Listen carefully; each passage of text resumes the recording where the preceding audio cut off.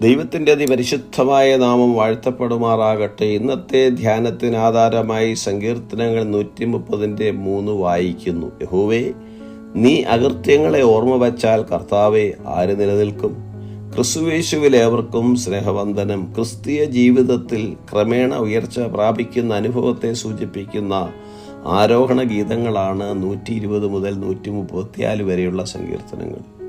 സങ്കീർത്തനക്കാരൻ കടന്നുപോകുന്ന നാനാവിധമായ കഷ്ടതകളിൽ യഹോവയോട് നിലവിളിക്കുന്നു.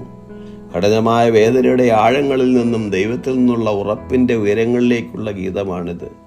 തൻ്റെ പ്രാർത്ഥന കേൾക്കണമെന്നും ദൈവത്തിൻ്റെ ചെവി തൻ്റെ യാചനകൾക്ക് ശ്രദ്ധിച്ചിരിക്കണമേ എന്നും ദൈവത്തോട് അപേക്ഷിക്കുമ്പോൾ തന്നെ സങ്കീർത്തനക്കാരൻ വിളിച്ചു പറയുന്നത്, ദൈവം നമ്മുടെ അകൃത്യങ്ങളെ ഓർമ്മ വച്ചാൽ ആർക്കും നിലനിൽക്കുവാൻ കഴിയുകയില്ല എന്നാണ്. എങ്കിലും അകൃത്യങ്ങളെ ഓർത്ത് പശ്ചാത്താപ ഹൃദയത്തോട് ദൈവത്തെ സമീപിക്കുന്നവർക്ക് വിടുതൽ ലഭിക്കുക തന്നെ ചെയ്യും.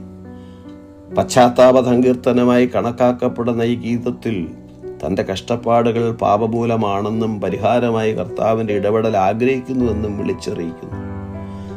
പാപത്തെ മറച്ചുവയ്ക്കാതെ വിശുദ്ധനായ ദൈവത്തിന് മുമ്പിൽ അത് ഏറ്റുപറഞ്ഞ് പശ്ചാത്തപിക്കേണ്ടതാകുന്നു.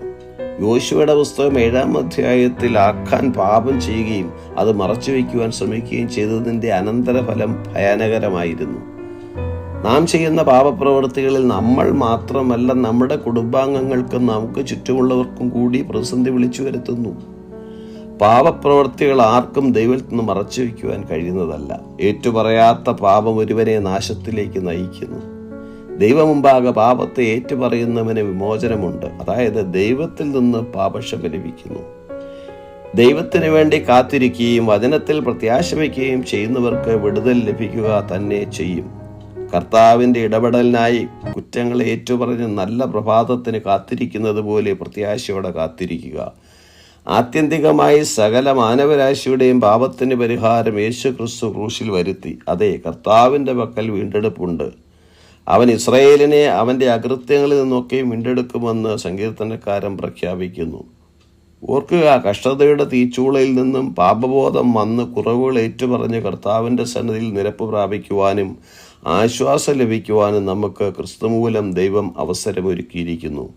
പുതിയ നിയമ ഇസ്രായേലേ, കർത്താവിൽ പ്രത്യാശ വയ്ക്കുക. വീണ്ടെടുപ്പുകാരൻ നിന്നോട് കൂടെയുണ്ട്.